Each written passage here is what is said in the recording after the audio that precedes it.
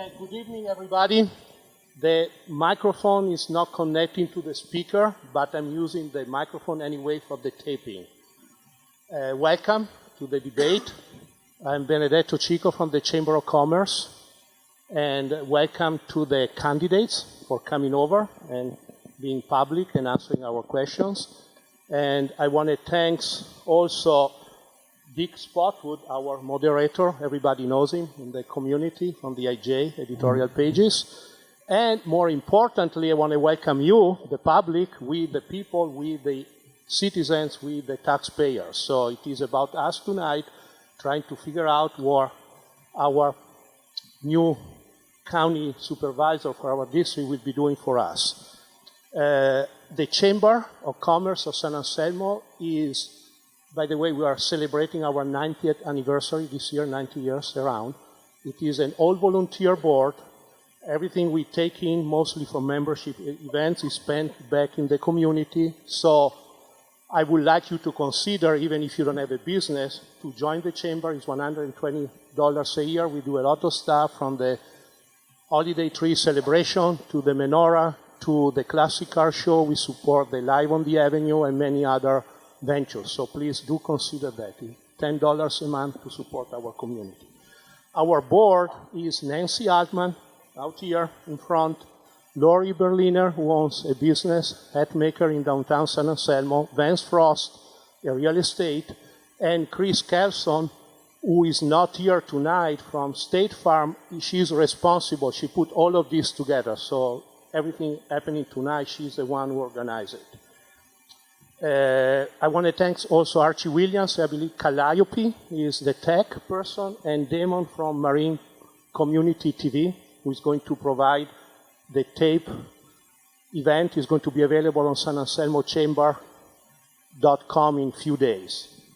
I'm running out of my time, Nancy's telling me constantly, but I have to make a couple of comments. So be patient with me one more moment. So, on behalf of the chamber, our members, our citizens, I have a couple of comments, suggestions for whoever is going to be elected. Remember that you represent us, so you're not an enforcer of rules coming from somewhere else. So we are your citizens. So keep that in mind, any decision you will take.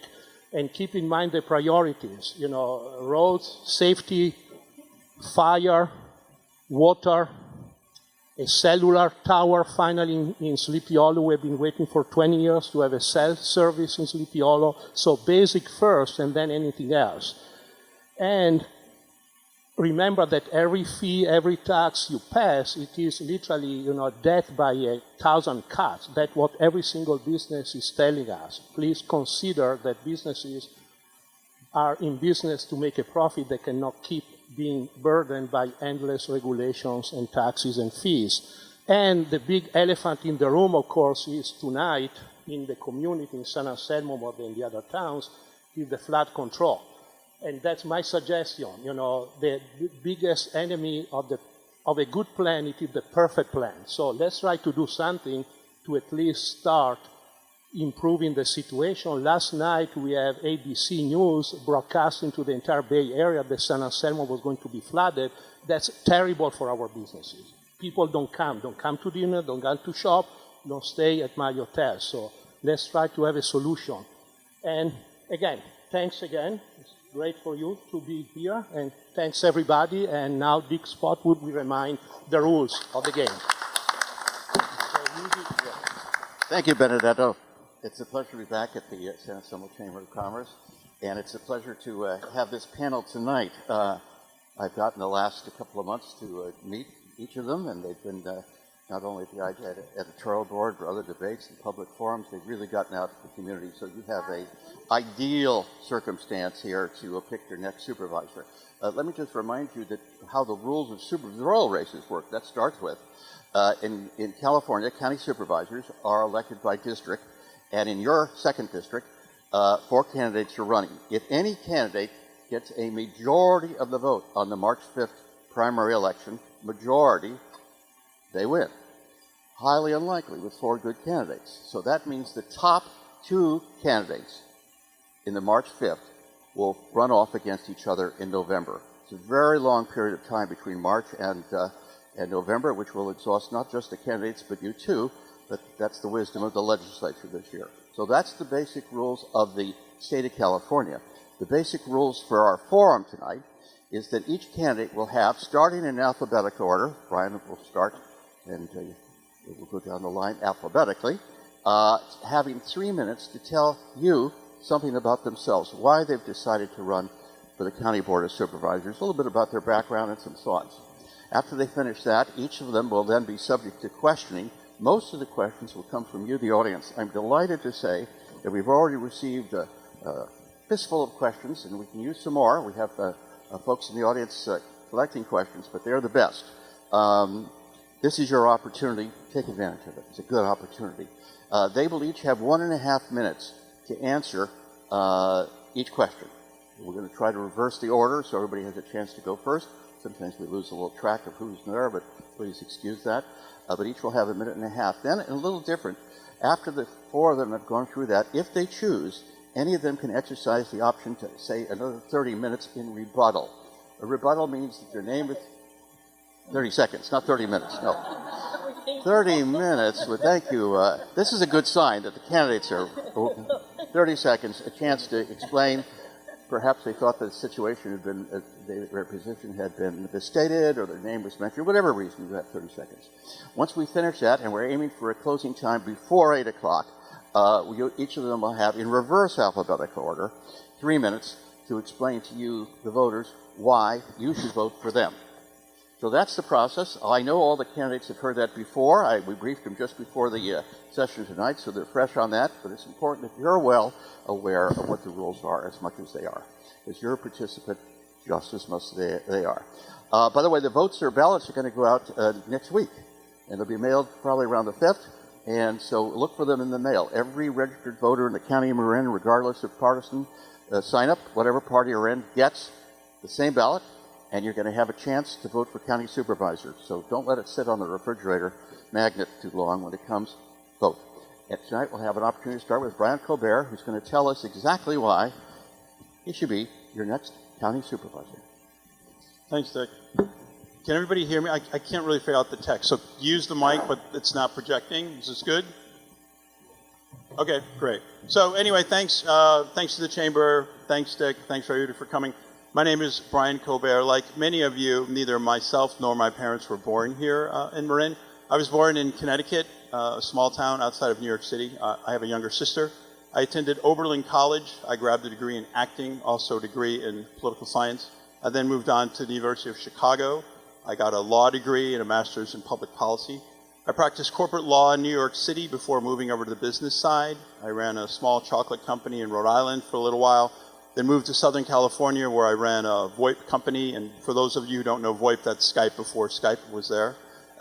Then my now wife, then at the time girlfriend, sitting out in the audience, Nihal, we moved to Turkey for 3.5 years. I taught at a private university teaching political science. We then moved back to the Bay Area, San Francisco, in 2007. That's where I began wearing Hawaiian t-shirts. I began wearing them at the time because I would go to tech conferences, and they thought as a large black man, I could only be security and not an entrepreneur. We moved to San Anselmo, settling here in 2013 with my daughter, who's now 13, Layla. I ran for town council twice, once in 2017, again in 2020, serving 1 term as mayor. I became heavily involved in economic vitality. If you remember San Anselmo during 2013, 2015, it was a difficult time in town. We had more vacancies than we should for a town our size, and we had 4 closed restaurants. Right now, I currently manage a couple medical practices in San Francisco, focusing on technology and concierge services. Ever since I was elected in 2017, I've focused not only on San Anselmo, but on the greater Ross Valley and Marin. I've been on the Transportation Authority of Marin since 2017. I'm currently the chair. I've been a member of Marin Transit, our public transit agency, since 2020, and I'm currently the president. I'm also the past president of the Marin County Council of Mayors and Council Members. That's a group of all the elected officials from our 11 cities and towns. San Anselmo is a thriving community, and I encourage each and every one of you to come on a Friday and Saturday night. That vision of community vitality is mine, but I will not take ownership for it. It's what small-town vitality should be, family-friendly. And my definition of family-friendly is everyone, friends, neighbors, and including your own family members. During COVID, I focused on community vitality, the creation of a new park, closing our streets and parklets. My 3 priorities are wildfire prevention, infrastructure improvements here, and focus on housing, all with the overarching lens of a focus on our aging population and how we can help our youth. I've been endorsed by the Marin County Firefighters, the Marin IJ, Assemblymember Damon Conley. I'm the only candidate before you right now who's been endorsed by current supervisors Katie Rice, Stephanie Polton-Peters, Eric Lucan, and my colleague, Steve Berto. Thank you for coming tonight. Thank you. Ryan O'Neill, your thoughts on why you're running tonight? Well, I was born here. I was raised in Ring Mountain in Corte Madera. I went on Mrs. Twilliger nature hikes as a child. I graduated from Redwood High School. I also received my Eagle Scout badge out of Troop 43 in Larkspur. It started me on a career of service. From the age of 10 years old, I was out doing service projects. I coached youth baseball. I played baseball for 40 years, but I also coached Branson High School baseball and San Anselmo Baseball League and West Marin Little League, all without having a kid on the team. I met my wife, Christine, on a blind date at San Diego State, and she went to Drake, and I went to Redwood. It's now Archie, but also we had 2 girls. Now my daughter, Charlie, is a senior here at Archie Williams. She is the ASB president. I deserve no credit for that. She did it on her own. And my other daughter, Kaylin, is a freshman here at Archie, and she's a full-time ballet dancer at Stapleton. Going back to the service part, when we moved into Fairfax, I joined the Fairfax Open Space Committee to preserve natural places where I grew up walking and enjoying. I served some time on the tree committee. I served on the planning commission and was elected in 2012 to the Fairfax Town Council. I'm currently a 2-term elected official in the Ross Valley School District where I serve as a trustee. I want to talk a little bit about the couple of things that I think are very important to us over the next few years. One is affordable housing. And when I say affordable housing, it's a buzzword, and I think it's really important as we get deeper into the subject to remember that we as a community really need to understand what that means. It can't just be a buzzword. We need to know who the housing is for and why we need the housing and where we're going to put that housing and how we're going to get the funds to do it. So it's not just a buzzword to me. It's a solution-based process. The second thing that I want to talk about that I think is on a lot of people's minds is the homeless issue and how it relates to public safety. I'm an Eagle Scout. I come from a be prepared background, and I learned a lot about homelessness, but mostly because I have a lot of compassion for people. And I know that people are struggling. And some of the people that are homeless in our community I went to school with, and I know them. But also you have to remember that I also grew up in an era where my parents would just leave us out until dark o'clock, and you would ride your bikes, and you would just ride to school and ride to Little League practice. Well, now those adventures are also being met with conflict, and people are usually intimidated and afraid of what they don't know, and the possibility of a child coming into contact with someone who's homeless is scary. And we have to learn how to deal with that. Finally, I'm very big on transparency and fiscal responsibility. And a lot of the reason that I decided to run for this position was I didn't like the leadership as it stood. I'll get more into the leadership in my closing statement, but we really have to start to put ourselves in other people's shoes, and we really have to bring people to the table to listen, because we're not going to make progress with an us versus them mentality. And we're really going to have to bring everybody to the table and listen to them so that we can move all the ideas forward. Thanks.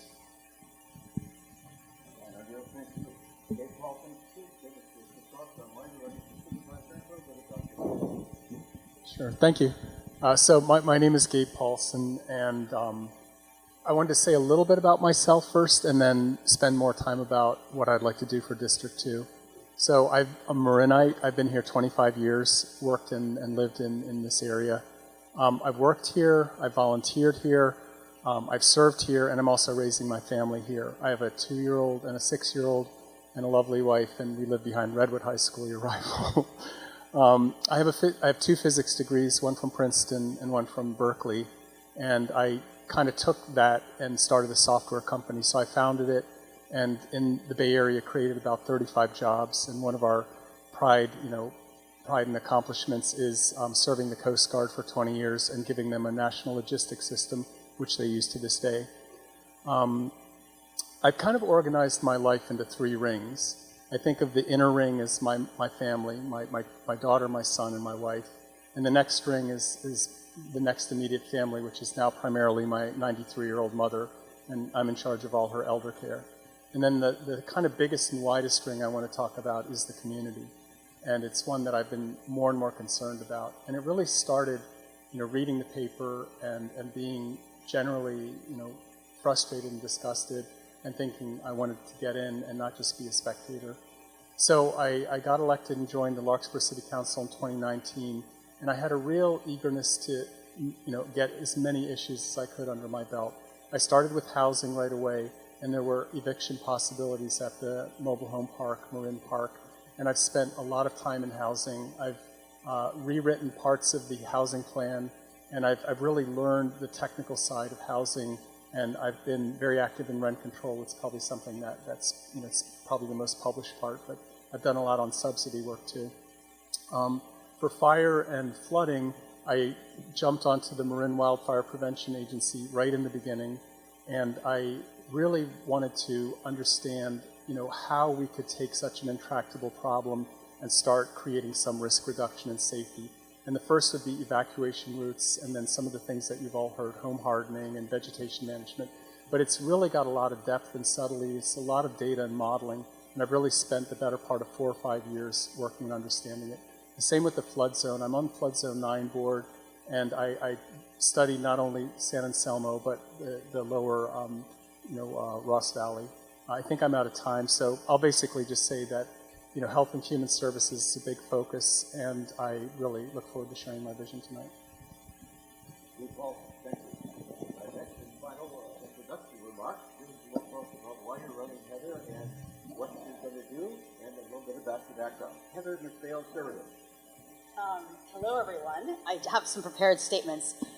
So first of all, thank you to the San Anselmo Chamber of Commerce for providing this time for us to get together tonight, and for everything you do year-round to unite businesses, local leaders, and concerned citizens of San Anselmo, Fairfax, and the greater Ross Valley region with the mutual goal of improving commerce, community, and quality of life.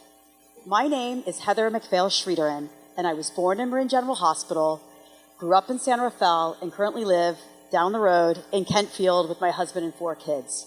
For the past 35 plus years, I have dedicated myself to public service leadership in Marin and our broader community.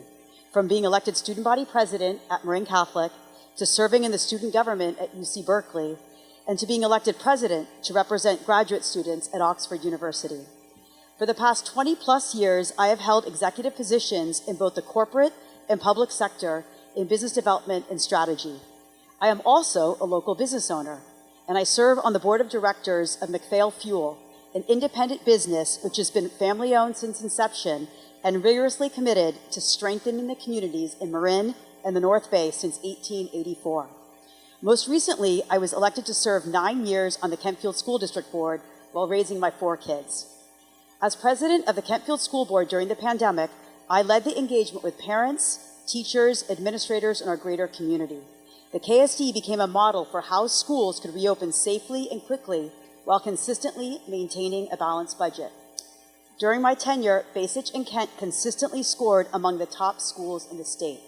The KSD budget was always recognized by the county and state as exemplary, given that it was continually balanced with strong reserves and responsible fiscal oversight. In 2017, I was awarded Marin Young Woman of the Year by the Marin Women's Political Action Committee. Apart from the KSD board, I currently serve as chair of the Kentfield Safe Routes to School program, president of the Kentfield Greenbrier Historical Society, representative of the Citizens Oversight Committee of the Transportation Authority of Marin, and member of the Community Advisory Group for the Project Home Key Initiative in Larkspur. My 4 campaign priorities are to 1, pursue a spectrum of housing strategies that support Marin's character. 2, prepare for the consequences of climate change in Marin with flood control, wildfire preparedness and prevention, and sustainable transportation initiatives. 3, ensure vigilant transparency, accountability, and fiscal oversight of our public funds. And finally, 4, be responsive with ongoing community engagement, outreach, and communication. I look forward to hearing about the issues you care about tonight. Thank you. Thank you. I told you there were 4 excellent candidates. You still have first answer yourself, but you have a difficult decision to go to the ballot box. I want to start off with questions. Heather, since we're doing reverse order, and you finished the opening of the floor, we're now going to have you go ahead and answer the first question. These folks are from you guys.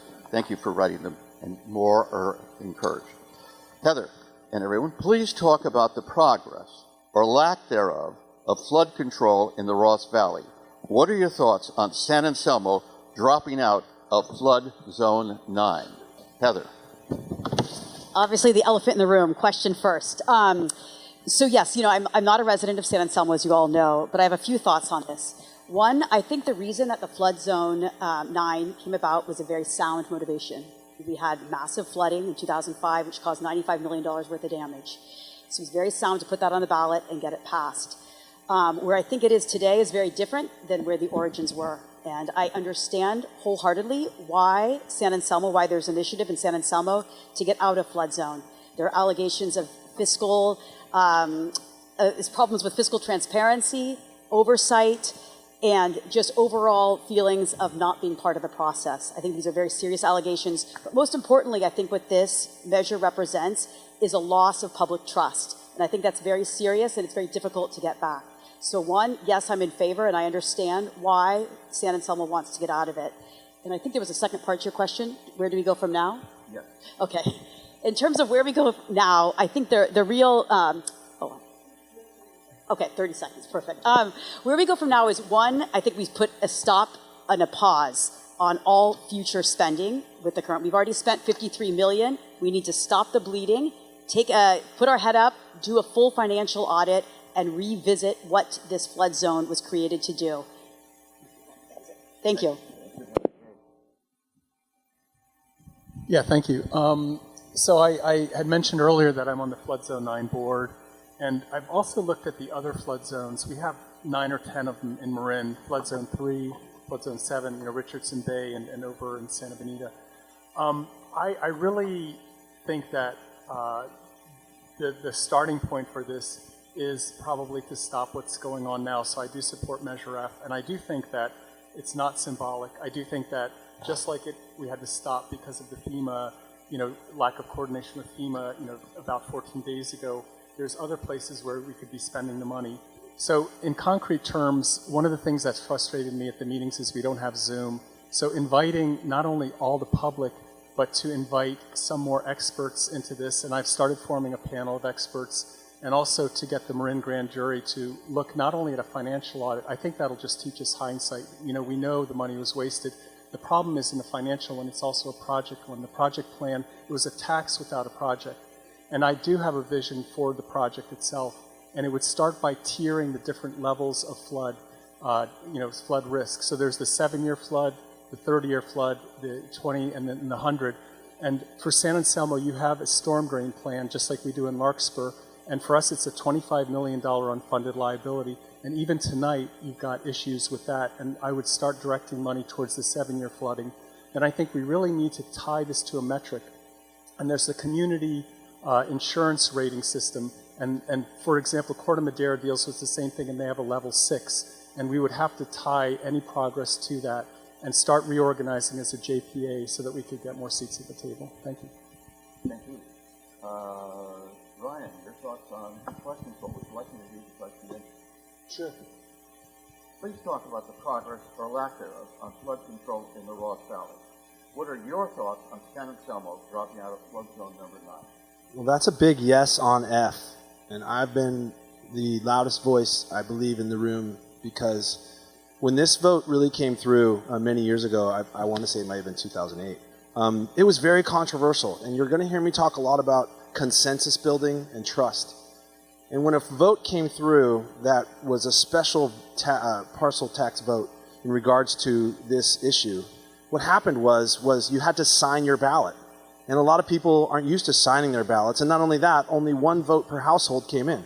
So when this originally came through, it didn't pass. It only passed when it was challenged, and they threw out a lot of the votes that didn't have signed ballots. So right there, that should have been a major indication to all of us that it didn't have a very big consensus in the very beginning, because it won by 65 votes and was challenged all the way to the California Supreme Court.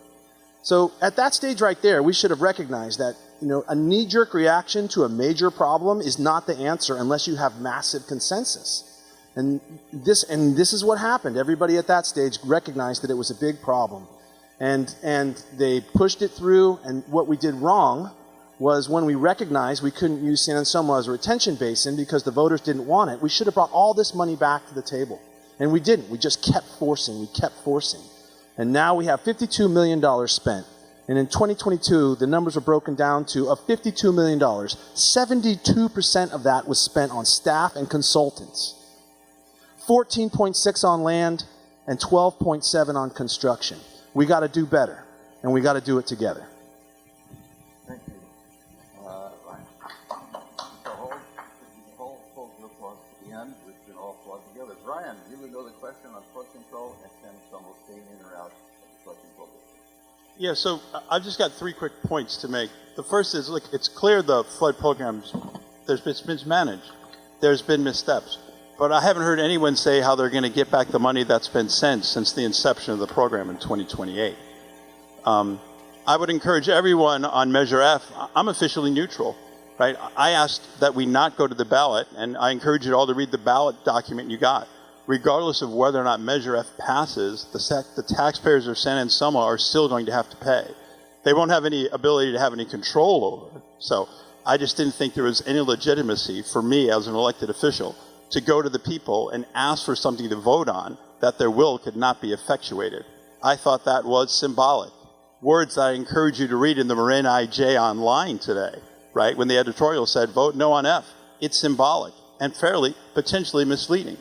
The third thing is, I do not support the renewal of the flood fee. It expires in 2027. As for what the future is, conversation is not of any value. I think the fundamental challenge is that the incentives of downstream neighbors might actually be diametrically opposed to upstream neighbors. So the case is, there's no point in sort of, well, what do we need to do? We need a complete stop and rethink. I look forward to the end of the flood fee and a rethinking from all the community, a grassroots level up, how we can address the challenges of flooding. In the meantime, I think we need to focus on short executable steps, focusing on storm drains and raising of bridges. Thank you. Thank you, Brian. The next question is going to start with Gabe, and it's a little different Do we than have the a chance last one. to go to rebuttal? It's a general question. In your political Dick, community was there a chance service, for rebuttal? Huh? Was there a chance for rebuttal? Oh, this is new for me to have rebuttal. Yes, indeed. 30 seconds, if you wish, and we can do it in any order. Whoever's first. Well, I do. Brian, you're first. I do have a challenge to this, and it's not personal on any one person, but removing yourself is not symbolic. There's $12 million more to be spent in the next 3 years. If you remove yourself from this district, you are no longer responsible for those liabilities. I hardly think that is a symbolic. The other thing that I want to talk about is to vote to push off removing yourself at a later date is a vote against democracy. I mean, over 1,400 people signed a petition that they wanted this removed. And at that stage, that's what we are supposed to do as elected officials, is listen to the people, not push it off for a future time. Which other cases, indeed? Okay. Yeah, just a couple comments. I want to push back a little bit on 2 things. One is that part of the problem is the incentives of downstream and upstream are different. I think the problem is downstream has not been coordinated with upstream. Think about your building Bridge 2 and then go downstream to Winship. How can we open building Bridge 2 and now flood Winship? It should be the reverse direction. We should actually be dredging first, taking out fish ladders and working our way backwards. So I think that misses the point entirely. And then secondly, I don't understand what raising bridges will do. I've worked on the Bonaire Bridge, a $25 million project. It does not change conveyance. I don't think that'll do anything. Heather or Brian, any comment? No? Good, Brian? Of course. So the proponents of Measure S themselves say that San Anselmo is paying $50,000 a month. So if it's 2 years and 6 months, I'm not quite sure how they're saving $12 million in San Anselmo, even if the ballot passes in 12. I mean, if you want transparency, one should be clear that what's in play is about $1.5 million for San Anselmo, not $12 million. And I'm not entirely sure, given the cost overruns and length of time, that raising the Bonaire Bridge should be a study in execution, accountability, and transparency. Thanks, Dick. Thank you. The next question, this time we're going to start with Gabe. And Gabe, here we go. And everybody, the same question. In your political and community service career, what is the one mistake you made, and what would you do differently if you had to do it all over again? Gabe. Yeah, I mean, I've really learned that from running for supervisor. I have learned so much, and the biggest mistake is not canvassing.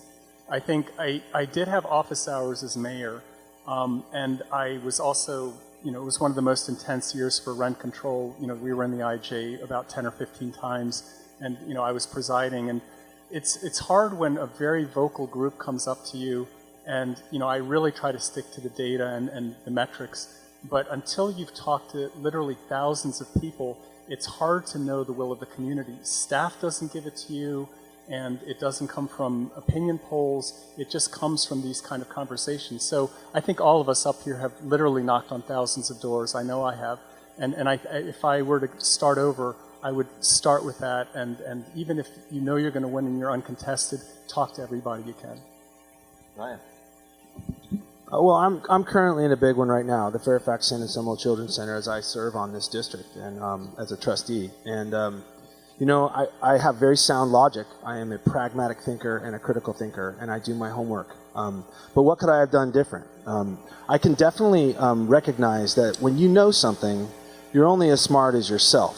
Because if you're not able to actually push out the rationale behind what you feel is a good decision, it doesn't matter to people. You have to find a way to reach out to people all the time. And it's my experience that most people don't read.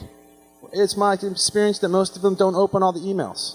And at the end of the day, it's really important when it's a big issue to make sure you constantly pound the drum of transparency of facts so that people recognize that in that case of the Children's Center, my vote is about the safety of children. It is not an emotional attack on a group of people because they're a great group of people. The point is that you have to be able to reach out and reach out and reach out and remind people, because at the end of the day, no one listens until the last second. But I think at the end of the day, the most important thing to do is put your ego at the side and make sure that you are pushing out the rationale so everybody can follow along during tough decisions. Thank you. Heather. Okay, this is an easy one for me to answer, and it's not a specific case, but I'm going to bring up that, when I was first elected to the Kentfield School Board, my kids were quite young. They were still in elementary school. My oldest was in kindergarten, and I have 3 still in preschool.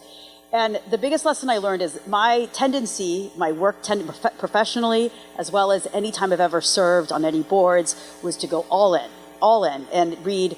I'm probably the only one that read every single policy in the school district right when I got elected. I'm going to read that, phone book. And one of the mistakes I did make, and I was told by my kids this very clearly, is that I would go to a meeting every night. I thought I'm going to learn as much as I can about every county committee that was out there. I was literally attending 4 nights a week of meetings. And what came pretty clear from my kids is I'm missing out on a lot of things with them. I was missing bedtimes, I was missing dinners. And so that got retracted back to 2 nights a week was the maximum. I maintained that all the way through. Now they're in high school and beyond, but that's still always been my mantra, is to try to go 2 nights a week. And that has been better for the family and certainly better for my own mental health. Thank you, Heather. Ryan. Yeah, thanks, Dick. I have knocked on thousands of doors throughout the district, and the one thing that really strikes me is Marin is the oldest county in California, and I'm struck by the loneliness and the isolation of the members of our elder community. And when I look back about something that I could have done as a mistake, is I wish that myself as a council member, I had been quicker to support our town staff, because so many people during that time, particularly our young people and the elder members of society, they were cut off. And they were isolated. And I'm certainly not going to take credit, because our town staff did an incredible job of bringing the community park together and reaching out and committing programs. But even now, I'm sure we all know people that are still suffering the long-term loss of COVID and the social isolation. And I'll admit, I was really sort of focused on my family and their challenges. But I really wish that I had been more cognizant of those challenges and been able to support our town staff in reaching out to those members who were facing those challenges at that time. Thank you. Next question. And it's kind of comes off what Brian mentioned about age. The question is, with 60 and older, people 60 years old and older, population increasing in Marin, what do you see as priorities for those folks? Let's start off with Brian. Sorry, Ryan and Brian, we get this a lot. My mom is now in assisted living and thriving. We moved her out of her home because she started to live a good life but leave some burners on or forget to turn the heat off when she left, and the little things, and driving got tough. It really opened your eyes to, we all as children become the parents of our parents at some stage. And as you recognize that the older population in our community is a huge part of who we are. And you have to really understand and make them and validate. When I go over to my mom's to pick her up, we just go get coffee. It might be 10 minutes. It's the best part of her day. And what we can really do for seniors and neighbors and elder people who might have lost their significant other or are just feeling alone is outreach and inclusion and making them feel relevant. As we get older, we want to be relevant. Right? And it's not hard to make someone relevant by making sure that they are valued and bringing in a sense of belonging to the people in your community. And I think it's very simple to do these things when you understand that that is a need. When we all go about our soccer or our work or the things that we do for us and forget about the person next to us, I mean, virtue feels good. It feels good to bring something else home for someone else that's a neighbor that does. And you just look at them, and it's not a lot of work, but it does take effort, and it takes you knowing that it matters to reach out to these people because they are a bigger part of us as anything else in the community. Thank you, Ryan. Brian, 15 over. What do we do to these people? Well, you know, Dick, this is a really important issue to me. Unfortunately, I lost both of my parents at a young age, so I do not personally have to deal with the gerontology issues from my own parents. But as I mentioned in my opening remarks, I want to see everything through the lens of aging. And in the previous question, I mentioned about the social isolation that the members of Marin County face as the oldest county that we have here. I think that we just need to really be focused on what that looks like from all perspectives. The Marin County government, about 1/3 of it is developed at Health and Human Services. I think we need to place aging much higher up on that list of priorities. And more importantly, I think we need to not only look at what the budget is, but we need to make sure that services are being directly provided to those in need. You know, we in Marin are blessed with an incredibly long lifespan, and people want to be able to live here to their fullest and most able life. But in doing so, we need to focus on our most vulnerable, and those are the aging members of our population. We need to focus on displacement. How are our members able to age in place? I think one of the best and most innovative models we have is something here in Tam House, where we have 2 buildings that provide communities for older people. Unfortunately, the state does not recognize that for RENA numbers, and one of the things I want to do as supervisor is work with Assembly member like Damon Conley and Senator Mike McGuire, and let's get that in the books here so we can help provide housing for our older folks. Thank you. Ryan, thank you. Heather. Great, excellent question. And you did quote this stat, but you know, by 2027, there'll be more people over the age of 60 than under 30 in Marin. So this is a very significant issue. Like Ryan was describing and Gabe, I'm also very much in that mode with my own parents and thinking very hard about these issues, so it's quite personal. There's 4 areas that I want to touch on. One, I think, is housing is critical. A lot of our seniors are on fixed incomes, and that becomes more critical about what kind of housing do we have for all ages and stages. I love that Brian mentioned TAM houses. I think that's an excellent example. When I visited there, I was thoroughly impressed with the level of, it's an interim kind of a care situation where communal meals are provided. I love that idea that they can, residents there can still walk to downtown. It's a model that I think could be in all of our communities, TAM houses. Secondly, I think we should focus on access and transportation. These are critical areas for a lot of seniors who are not able to drive anymore. I think that's really critical. Third, I want to mention about caretaking support. That is an overwhelming issue, and our caretakers here in Marin are thoroughly overwhelmed. We don't have enough caretakers, and they're traveling long distances to get here. The last one I'm going to mention is food insecurity. 1 out of 3 seniors are faced with food insecurity, and that's another area that we need to focus on. Thank you. Gabe? Yeah, I love this question, and I, put this from the very beginning of my campaign as a number one. It's something that I've been thinking about for quite a few years. I think that a lot of the answers here are great. What I have is a vision of Marin. We're the oldest county in the state, and I can really envision us, like we led in clean energy and in wildfire prevention, as leading in not only lifespan, but health span, and also really an equitable distribution. So part of the question is, what would you do and what do we need to do? Part of it is identifying the problems, and it's a big equity issue because Latinos are aging much more quickly. They're not house rich, they're not cash rich. And then there's an incredible onset of dementia. If you see my videos on YouTube, it's one of the main issues that we do not have. The 14,000 people who will develop dementia in the next few years need a specific type of help. Now, there are 200 funding sources in HHS, and I've studied them and I've tried to untangle them, and they're very disparate. And a lot of the service comes from Medi-Cal, and there's really a path that we have to follow. And I formed a committee with the former HHS leaders and Vivillon CEOs to come up with a specific plan and a specific vision. And it comes around housing.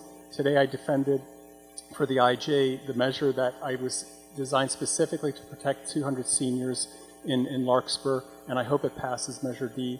Certainly around medical services and for all people, and then community and connection. There's an enormous amount of need in the built-in environment. Having pharmacies and grocery stores nearby, that's something that all 4 towns need. Thank you. Anybody want to take advantage of the rebuttal option? No. No? Okay. Well, let's go on to the next question. Brian, we're going to start off this time with you. Economic vitality is the topic. Economic vitality is a big concern for all jurisdictions in District 2. How will you, as supervisor, provide support to local business communities and work with the municipalities, and what would you specifically do? Well, I think I alluded to this earlier. I mean, I would encourage anyone to come to San Anselmo. As I earlier said, the downtown vitality right now in San Anselmo is my vision, but it's not my vision. It's a public-private partnership. Our town staff, our businesses, our local residents, tourists from all over Marin and outside. I mean, it's incredibly family-friendly. What I would do as supervisor is I would continue the work that I've done already as a member of the San Anselmo Council. During COVID, I was part of 2 countywide committees. One was Marin Recovers, which was specifically focused on helping our local businesses and their workforce, and Marin Economic Vitality Plan. I was a steering member. Marin County is the only county in the 9 Bay areas that didn't have an economic vitality plan. My plan as supervisor would be appointed to the committee overseeing that and have a point of execution. I think the thing that's really interesting about Marin is we're small, 250,000 people. So while we have the same problems and opportunities, what we really want is how can we each maintain our unique character? And so I think that's what I plan to work on. We need local economies that are focused on sustainability, bike and ped friendly, and finally, we really want to make sure that we do affordable housing in such a way that people live in our downtowns. If you go to Europe, people live where they work. That will encourage businesses and more vitality. Thank you. Thank you, Brian. Brian? Yeah, Fairfax got this one right. I mean, a long time ago, they outlawed franchise businesses. You know, they made sure that all of the organizations in Fairfax sponsored Little League teams. We've been having music and gathering places that you recognize that when you go to Fairfax Lumber that you see Augie down there and you see the people that work there all the time in the community.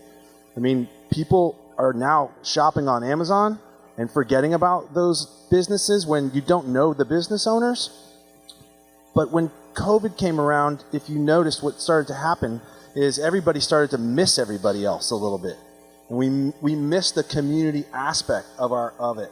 And for years, we just go down and try to buy everything we can in our town. And you see other people doing it too.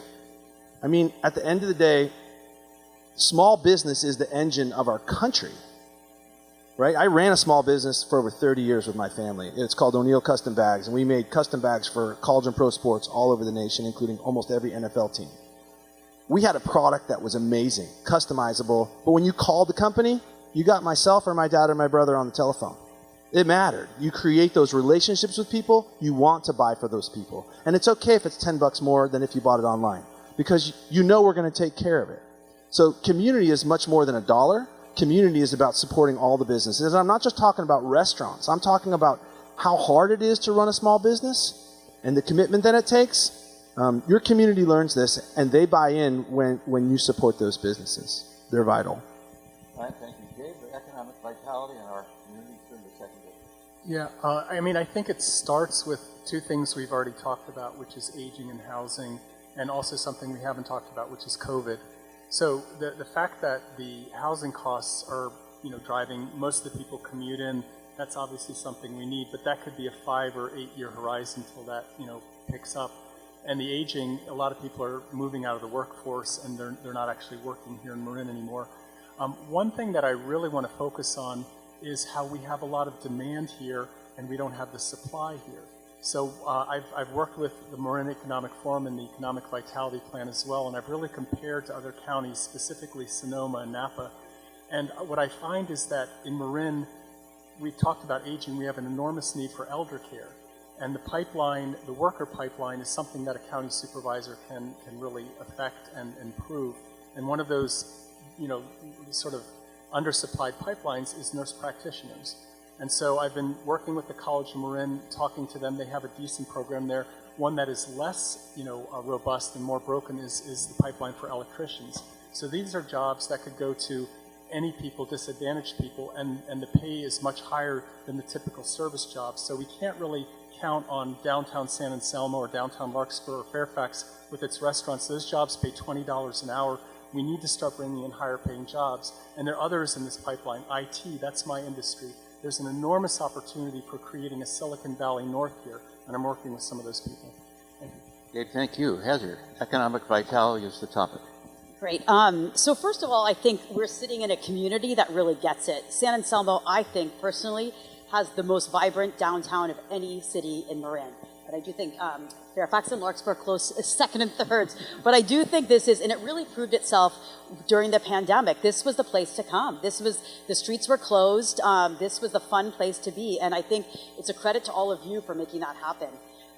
Second, I think that the chambers of commerce, the local chambers of commerce, and the different city councils and mayors could play a much stronger role with the county to be in a collaborative force. I'd love to see that collaboration happening more regularly and not just kind of at mayor dinners where you have a speaker. I actually think there could be a really interesting collaboration and real sort of dynamic exchange of ideas of how can the county, at the county level, serve our cities and towns better.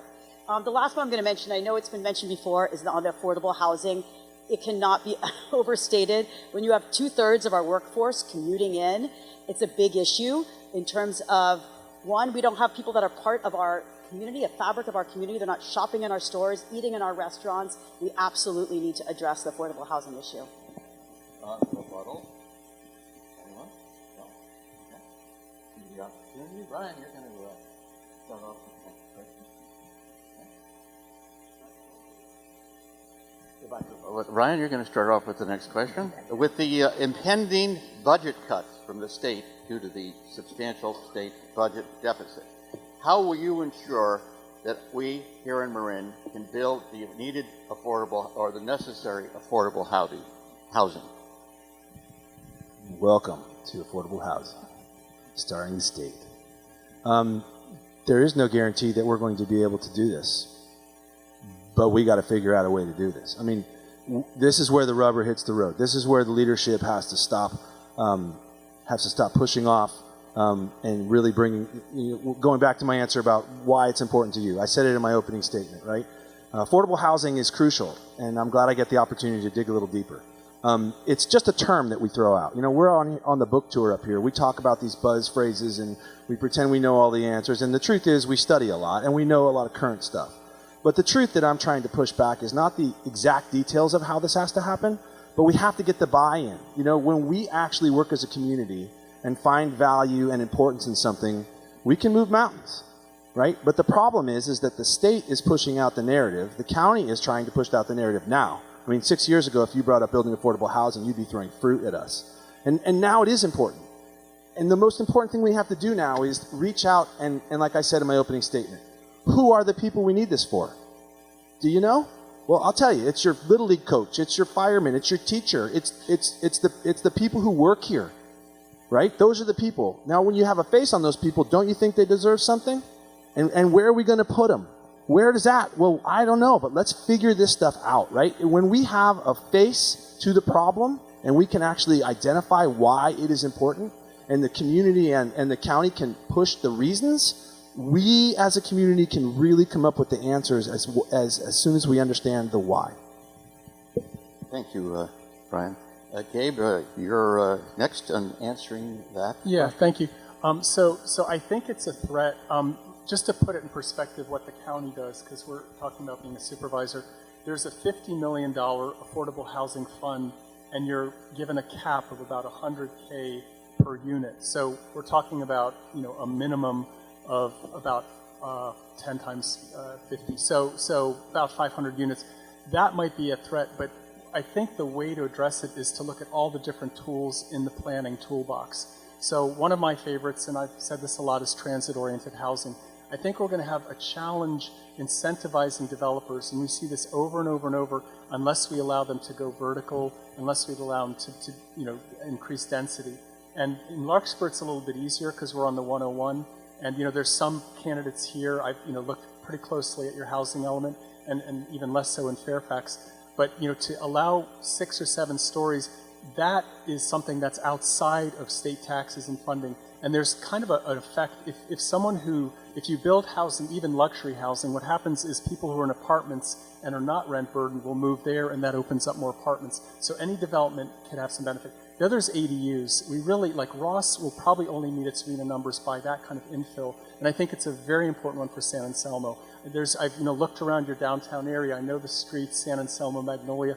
You're going to need more ADUs. We need less red tape to lower the fees and create, and I've really pushed for that as a council member to get the county to control this. We voted that in Larkspur. Thank you. Heather, the question is, what happens if the state cuts back its funding on affordable housing? How do we proceed and still create that affordable housing? So, as we mentioned earlier, I do think affordable housing is our biggest issue. Creating affordable housing in Marin that we have in front of us today is a county. And it's when you think about that, it's more expensive to build affordable housing than market rate housing. You see the issue right there. I went to a really exciting forum over the summer at Dominican University called Building Bridges. And what was really exciting about it is they talked about all the different innovative, outside-the-box ways that we can look at Marin housing. And a lot of it is just going to take getting out of the silos that we've been in and really think about from the funding sources, from the development sources, all of it can be done, but it's just going to be new and exciting ways. And one example that Gabe was alluding to that's in Larkspur that I'm a big fan of is going to be right near San Quentin. It's going to be the Oak Hill property, and that is an innovative funding source because it is unused state land. The Marin County Office of Education and the county came together and they said, we're creating units that are going to be for workforce housing, county employees and educators. That's the kind of thing that I think is a really exciting idea. And the final idea that I'm going to put forth on this is that the same spirit that this county was able to muster to protect all of our land, in the late 60s, I think that same spirit we need to muster again in looking at our housing issue right now. I think it's possible. I just think it's the right optimistic spirit to make that happen.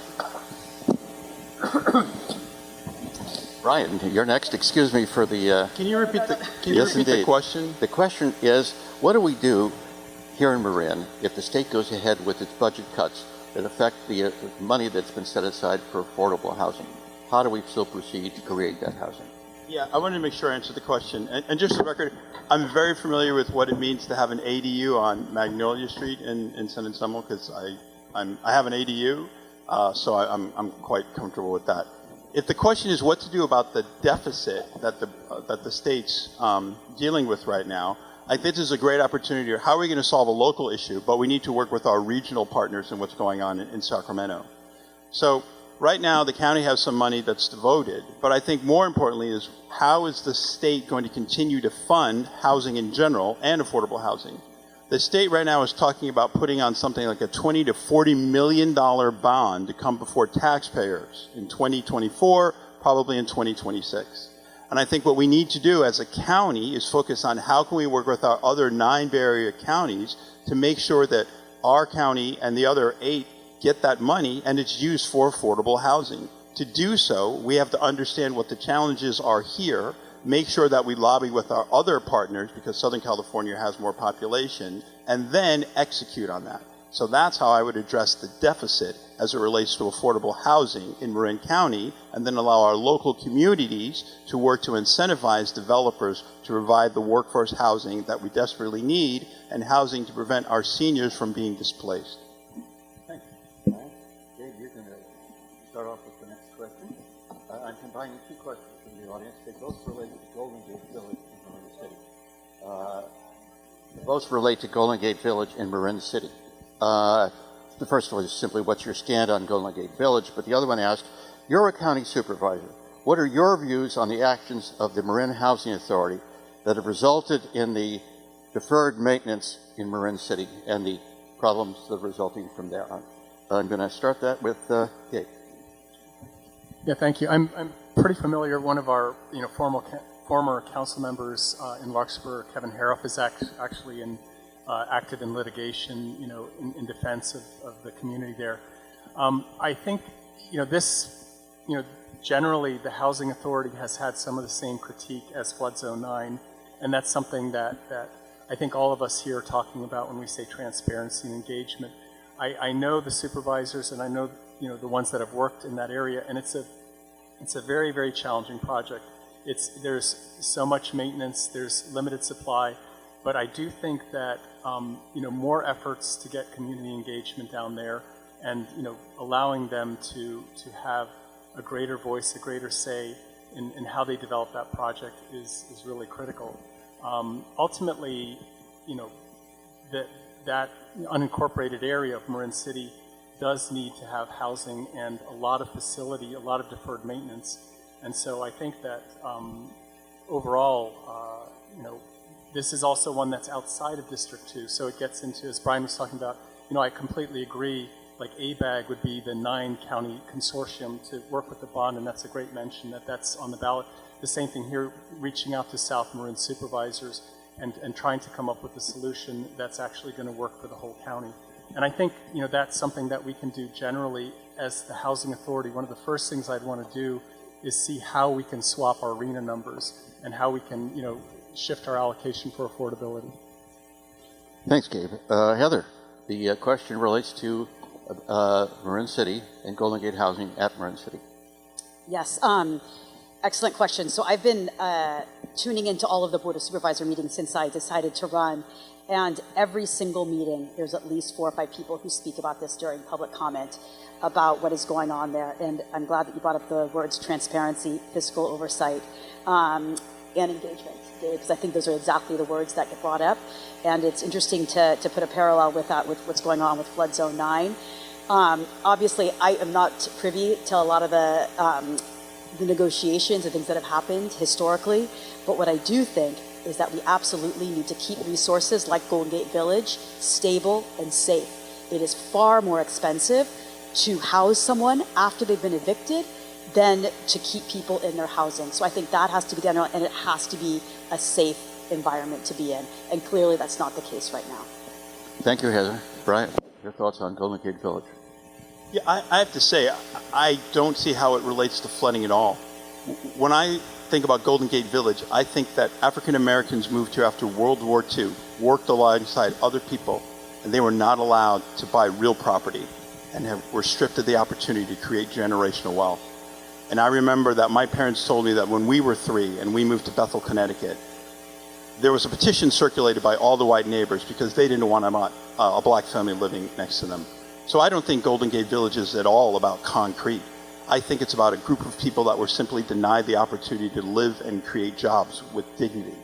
So, frankly, when people talk to me about Golden Gate Village, I'm not really interested in the buildings at all. I'm thinking about how do we provide opportunities for the people that live there and their kids so that they can live the American dream. So, sure, we need to address, so look, the housing has failed, but so has just the wider fabric of providing opportunity on all levels. So as a supervisor, I think I need to focus on what is the most vulnerable, not only in District 2, but throughout Marin County. And so I will be incredibly focused on that. Thank you. Brian, Ryan, you. I love Brian's passion on this answer. I grew up on Ring Mountain and went to Del Mar School, and we'd go across the water to play Martin Luther King School, and they would promptly hand us a sound defeat. And I created a bond with a lot of the people that lived over there. They became really good friends of mine, and I competed with them through high school, after college. And when this issue came up, I'm very good at not going over to Woodlands Market and telling the third generation butcher what looks good behind his counter, because that's his job. So I didn't know enough about this. So I went over and I called Daryl Rory, and I asked him that I wanted to know, I wanted to learn. And what he told me is exactly the answer that Brian is telling you. Like, how is it that, my family buys a house over in Ring Mountain on Granada Drive for, $38,000 in 1969, and it just sells, last week for, $2 million or $2.5 million. Yet what his family had maybe over there in that area was never owned. And at the end of the day, that is what the job of leadership is to recognize populations like the canal and populations like this that we're talking about right here, and recognize the wrongs of the past and let them have a say. Bring that engagement and for dang's sake, listen. They will tell you what they want, and I just can't stand the top-down mentality that we know better than you, because we don't. And if we did, we wouldn't have done what we did to them a long time ago and not allowed them to buy units for themselves anyway. And I just think we need to listen more, and we have to recognize injustices of the past. Ryan, thank you. And we could do, Heather, we have that opportunity right now. Yeah, I just wanted to clarify one thing. When I was comparing it to the flood zone, I think it was from the process standpoint, that the issues that people are bringing up during the Board of Supervisors meetings are about lack of transparency, loss of public trust, not part of the process, not being engaged authentically. That's where I wanted to clarify. Anybody else like to take their 30-second options to say something now? Yeah, let's see. Okay. Cool. The next question I'm going to combine, it combines two questions, and because the question relates to, we're talking about candidates for county supervisor, not city council or school board. The first question is simple. Do you support the Fairfax San Anselmo Children's Center? The second question, though, asked a little different, and it's combined for you to answer.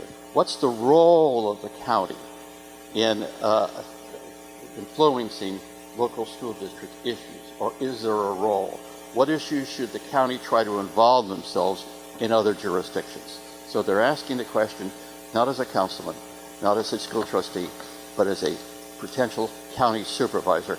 What role do you see the county having with school boards? And I think the focus here is on the Fairfax San Anselmo Children's Center. That would start off with Heather. And then it's going to be, just so we know, Ryan, and Gabe. Heather. Great. So first of all, I'm a big fan of the center. It's the sole subsidized childcare provider in the Ross Valley. And it is providing services for working families. It's a question of equity. It's absolutely critical that it continues. I think that, obviously I can't talk about the past, similar to Golden Gate Villages, but in terms of looking at where we are now and where the county could play a role, I think that the current proposal that's on the table, that is funding potentially from the Marin Community Foundation and the county, and with the center, I think it's very, I'm optimistic that something positive can come out of that. And again, I can't talk to wearing a school board hat, what goes on behind closed doors at the school district level, and I recognize it's a very complicated and difficult task. In terms of what the county can do, I think the county can help step up, and we have a waiting list of over 1,000 kids waiting to get subsidized childcare in Marin. I'd love to see the county play more of a role, not just with the center, but also getting more facilities like the center across Marin. And hopefully that can happen in the future. Thanks, Heather. Brian. Yeah, so look, I mean, there's a child care crisis, and the Fairfax San Anselmo Center right now is just a symbol of that, right? We all know the numbers because we've all been talking to you, right? There's over 900 students right now on a waiting list. And, my best outcome would be that the parties are able to return to negotiating table. The center is able to stay there, but at the same time, the school board members are able to uphold their fiduciary duty that they have as trustees. It's obviously a difficult negotiation, but I remain optimistic and hopeful. As for what the county can do, I think we need to focus on how we can help the schools do what they do best, which is focus on the classroom experience. So I'll tell you, as a member of Marin Transit and TAM, we are lobbying at the state level to provide more school buses, right? We need to be able to get the kids back and forth to school so the schools can focus on that. We talk about homelessness. We know that kids right now are victims of homelessness. We need to focus on how we can provide how we can provide housing, or more importantly, how to keep working class families out of homelessness. I think that's, I'll stop right there. Thank you, Brian. That would be Ryan would be next. Ryan, the question relates broadly to daycare needs and more micro to the Fairfax San Anselmo Children's Center. I think we can all agree that early childhood development is probably one of the most important things we can do for any child in our community. I have served on the Fairfax San Anselmo, on the Ross Valley School Board and been dealing with the Fairfax San Anselmo Children's Center for over 2 years directly. There's not one school board trustee that I served with that did not think that this was a great, fantastic program and vital for the community. And this goes back to that aspect that I'm talking about communication. Because if you're asking me as an Eagle Scout and someone who prides himself on being prepared and safety and prevention, there's no way that the fiber of me is going to allow children of any kind, let alone the most underserved children, to be in a place that's unsafe. And so when you want to put the decision of an eviction of the Children's Center up against child safety, it's a no-brainer. And that's why we voted to evict. Not because we didn't like the center, because simply put, it is a very dangerous place for children.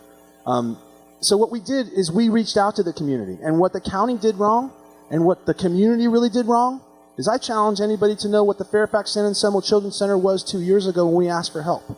Nobody stepped up. Fairfax didn't step up. San Anselmo didn't step up. The county didn't step up to help, right? Marin Community Foundation didn't step up to help. Now people are coming to the rescue, but they're bringing the buckets of water, but the barn's on fire. You know, what we could have done is we could have cared earlier. We could have been involved sooner. You know, we could have made this an important issue in the beginning. And had we have done that, we wouldn't be where we are right now. I'll just end really quick. I am confident that intelligent minds will find a solution to the safety of these children and value these families. Because at the end of the day, this is not a business decision.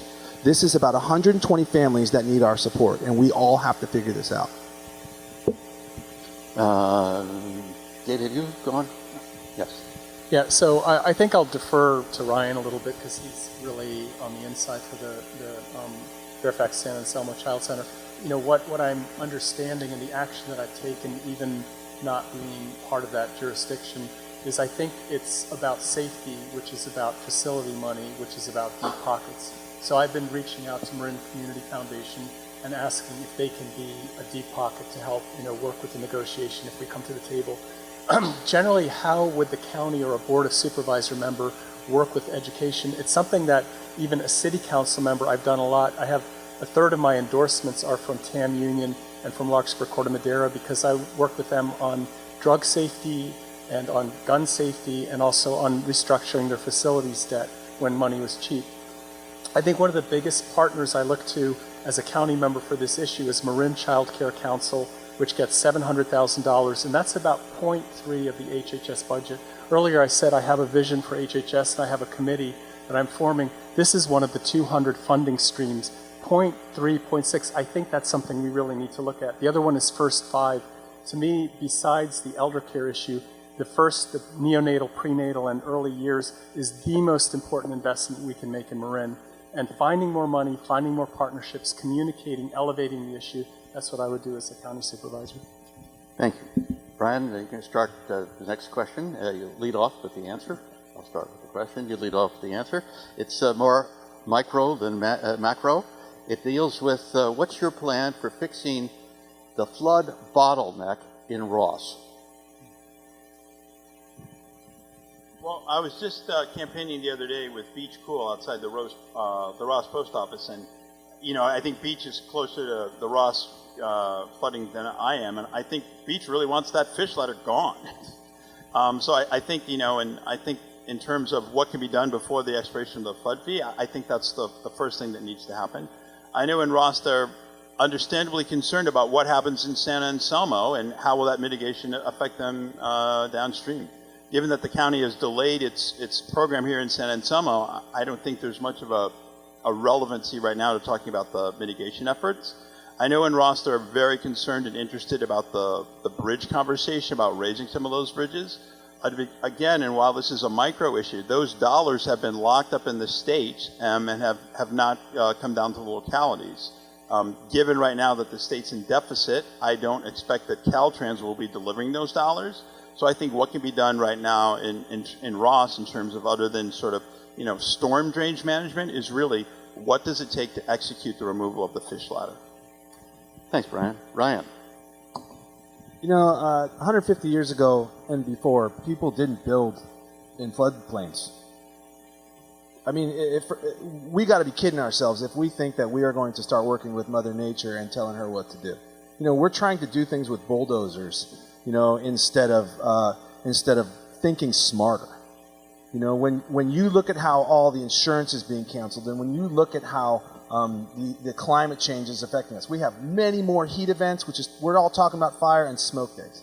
And we talk about flooding. I know all of you yesterday and today were checking the creek levels, right? But at the end of the day, what we did here is built around a place that floods.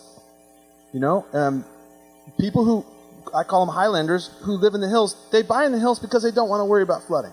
If we're gonna try to control Mother Nature with bulldozers, we will lose, right? So what we have to do is start to get smarter, and we have to understand that we're never really gonna fix a bottleneck because we built around a bottleneck. What we have to do is start to understand that maybe we have to spend, instead of $52 million on consultants, maybe we actually find the properties that are really at risk and we put the money into raising them. And maybe we start to understand that carpenters could be involved in this process and environmental studies can be involved in this as opposed to consultants and things that are not, and buying things that are just short-term fixes, right?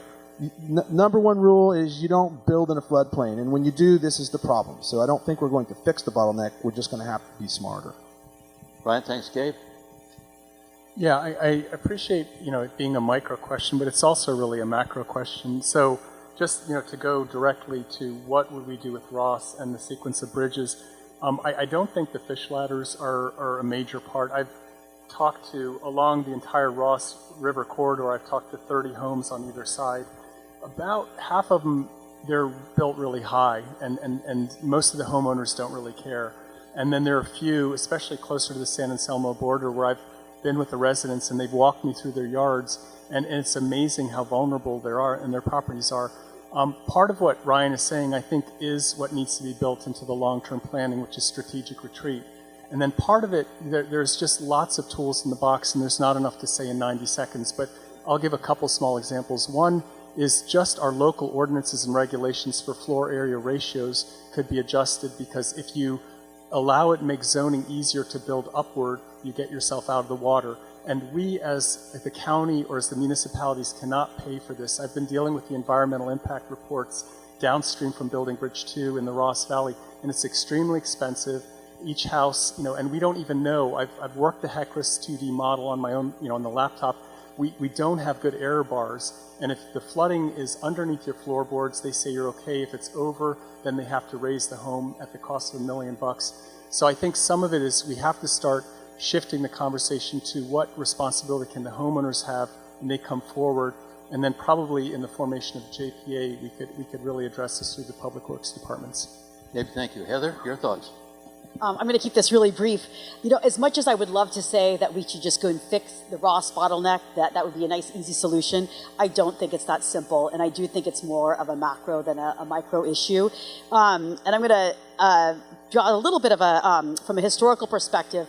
Yes, we've always built in our floodplains. In fact, just drawing from, College Avenue and Kenfield used to have 8-foot-high platforms that people would walk on because it was just always being flooded. So this is a well-known area that floods.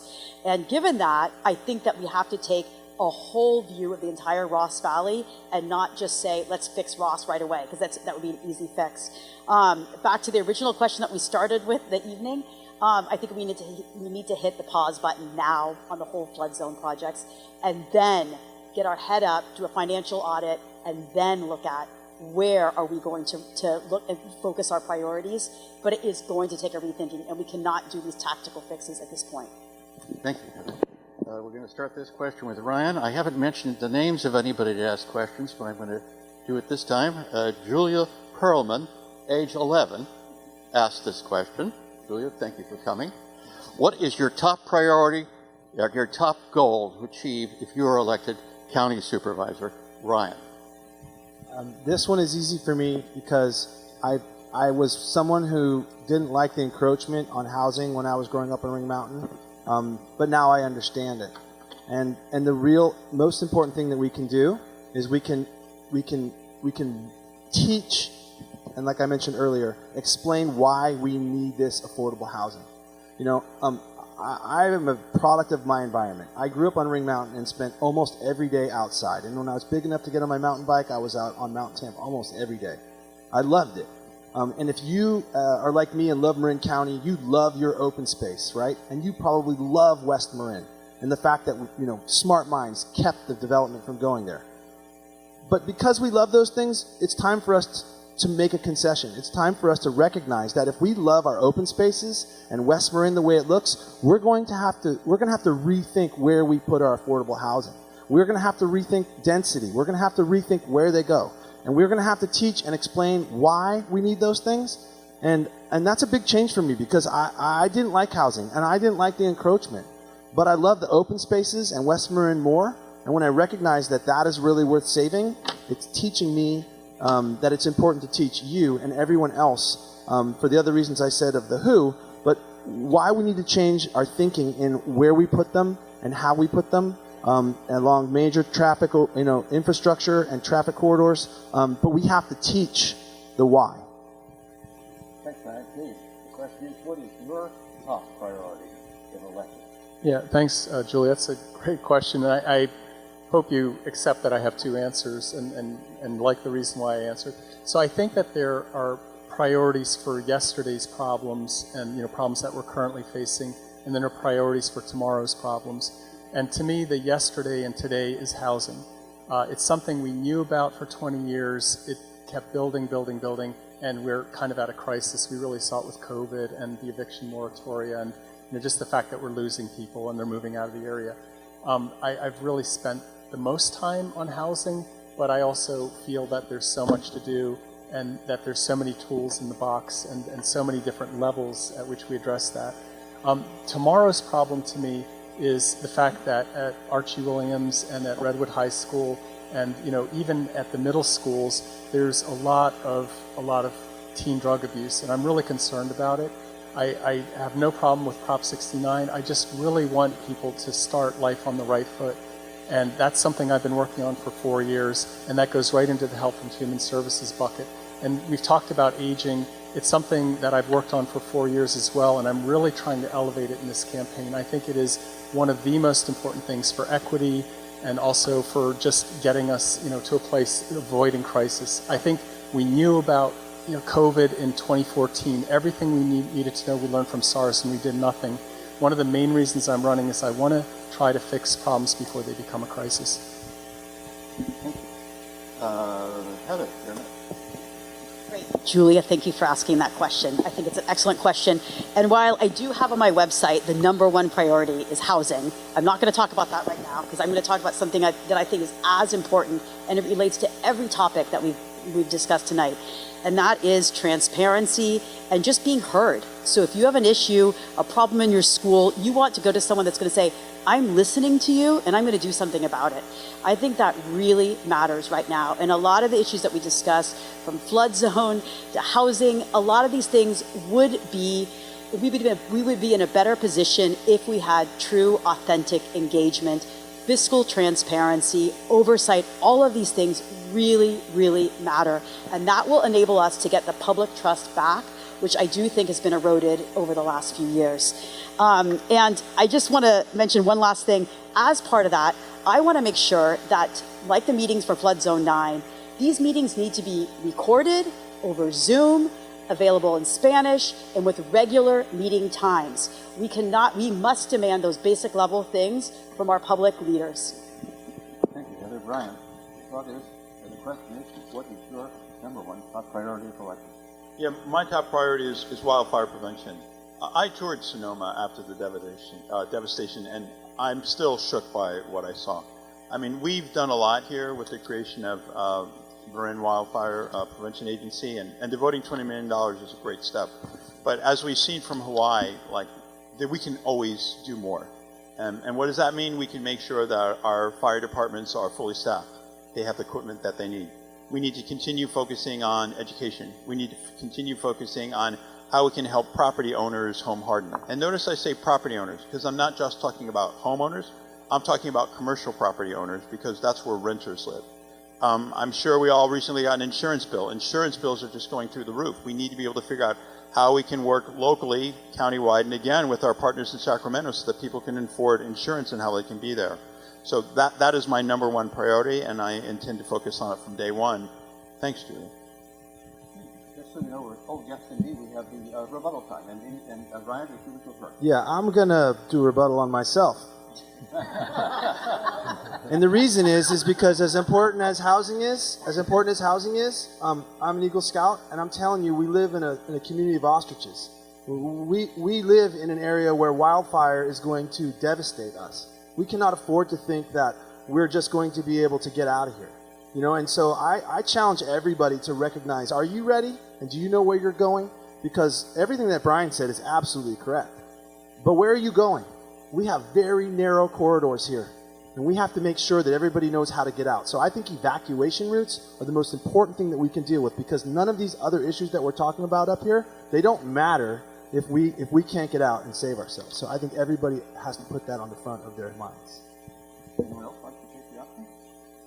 No. Okay, let's go on to the next question. I'm going to tell you the phrase that we talked about child welfare before. This question. Oh, sorry. We talked about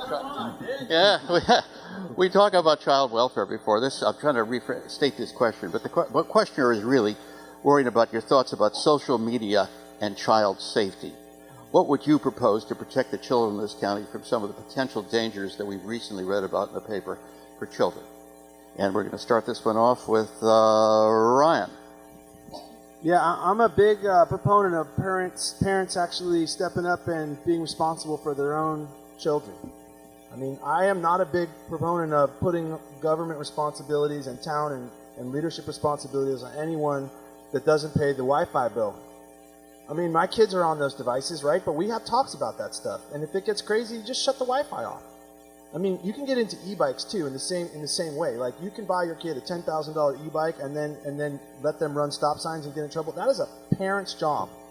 It is our job to do this, right? We can blame anybody we want for the problems of this, but I have friends that don't let their kids have cell phones, or they severely limit it, or they let them use those when they show good behavior and that they show that they can manage it like an adult. You can't give a kid a $10,000 e-bike that goes 35 miles an hour if he can't wear his helmet and put his buddy on the back, another one on the front, a lacrosse stick, and drive through town. I mean, it takes a community to do this, but it takes a parent-responsible decision to make sure that we as parents are the boss of the children and what they are doing, and if it starts with us, these wouldn't be problems. Thank you, Ryan. Gabe, your thoughts on child safety? Yeah, thank you.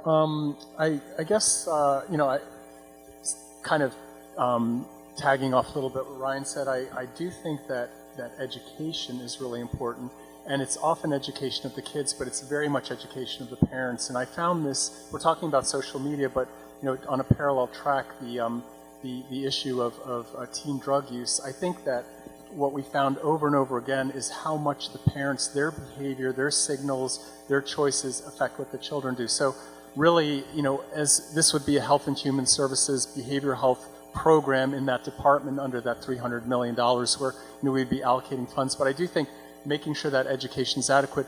But really the bigger answer for me is social media and some of its, its negative effects is more symptomatic of deeper problems. And I think Brian referred to it earlier very well about the loneliness. I think there's a certain amount of loneliness. There's an enormous amount of competition. There are a lot of things which drive people to an unhealthy use of social media. And I don't see a simple answer for that, but I do think that many of the different programs offering alternatives, whether it's sports, whether it's counseling, and encouraging really healthy, mentally healthy living is big, and it's something that you have to be in partnership with the education department, because I know there are many active programs that they have, and for the Board of Supervisors to step into what John Carroll does, that's it's really a partnership, and I do think it's an extremely important issue. I have a 2- and 6-year-old, and watching their social media, I think it's really something we need to be focused on.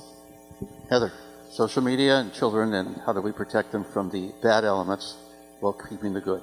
Yeah, this is obviously top of mind for me. I've got 4 teenagers, and it's something we talk about at home a lot.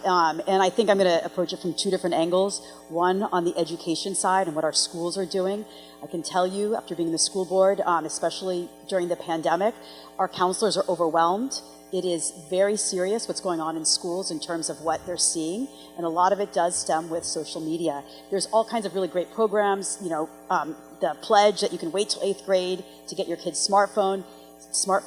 These are excellent tools, but we obviously need to do more in our schools, and our schools are on the front line, specifically our counseling departments, to help out. One idea that I love that came out of the county is that in addition to doing first aid, CPR trainings in the beginning year that teachers do, mental health training. Let all of our teachers recognize the symptoms of mental health issues. I think that would be excellent. Flipping the side now into supporting mental health in general, because I do think the question ultimately relates to mental health, and I think at a county level, we could be doing a lot more on the mental health side. Heather, thank you. Brian? Oh. Yeah, the sign's misleading. You weren't waving it yet. Heather, yeah, no, thank you, Dave, for saying that.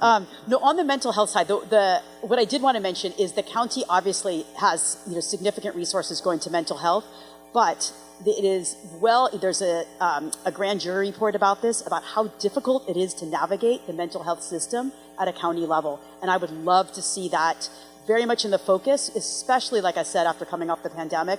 It is critical we take a good focus on that mental health system within the county. Thank you, Heather. Brian, the question is social media, children. Yeah, so, my personal perspective is sort of as following. I know I have some friends in the audience. So my daughter's in 8th grade. She's 13. She doesn't have a phone. And she has a group of 10 friends, and 8 of them don't have phones. The only 2 that do have phones have it because their parents are divorced. So as a parent, I'm sort of like, why are you giving your kid a phone? But that is... I know that's a challenge. And so I think from a policy perspective, I think what we can do in Marin County is, frankly, we can continue to provide education, although, again, I would suspect that it's very hard as a parent right now not to know the challenges that social media poses, particularly, frankly, for the young women in our community. I mean, I think we saw that exacerbated during COVID. So I think we have to focus, again, as some of the other candidates said, under what is the broader challenges that our young people are facing, and frankly, social media is just simply a challenge with that.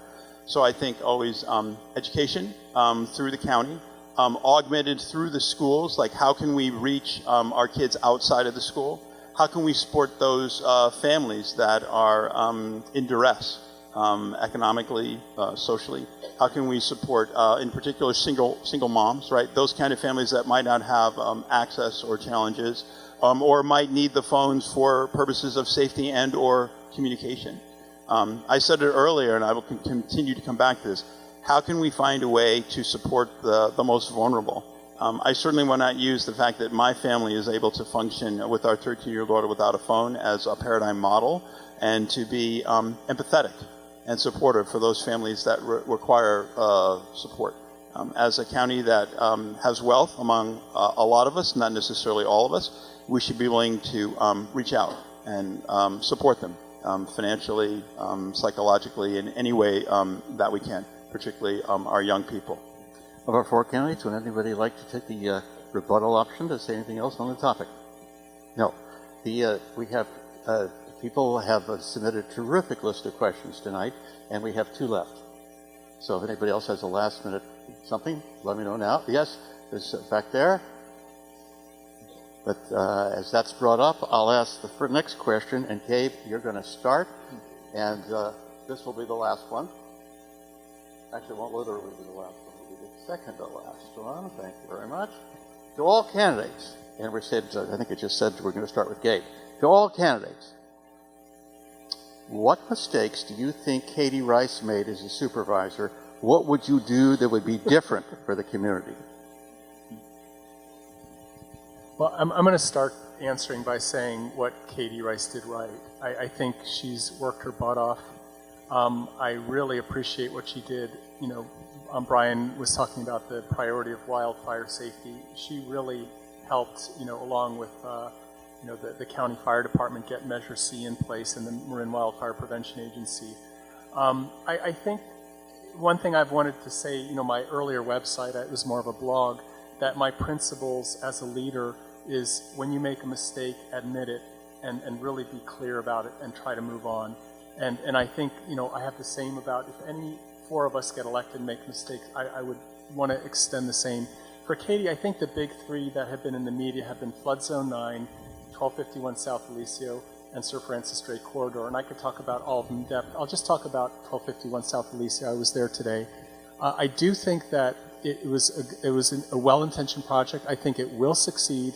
And I think the public safety messaging was really kind of not what I would have thought ideally. You know, the mobile health crisis unit was not around the clock. You know, how we were going to deal with 5150s, which are, you know, people who don't have medications, how they were going to be housed, how the county sheriff, how Central Marin Police were going to be involved. I don't think those messages were clear, but they also brought in Episcopal Church Services, which had never done anything in Marin, and they got up the learning curve pretty quickly. So I think this is one where I mean, all of us, there's a lot of trial and error, and I'd like to say that we're going to fix any mistakes that have been made. Thank you, Gabe. Heather. Like Gabe, I want to start with the positives because Katie has been an incredible partner to me over the last 13 years, specifically with the Safe Routes to School program in the Kentfield School District. She has been incredibly on the ground and helping us to get more crossing guards, to do lots of structural changes to make it safer for our kids to walk and ride to school. And we have over 70% of our kids doing that. And I think a lot of that credit goes to her diligence and on-the-ground support. Like Gabe, I do want to highlight a couple areas that I think where, and we've discussed this already tonight, so this is nothing new.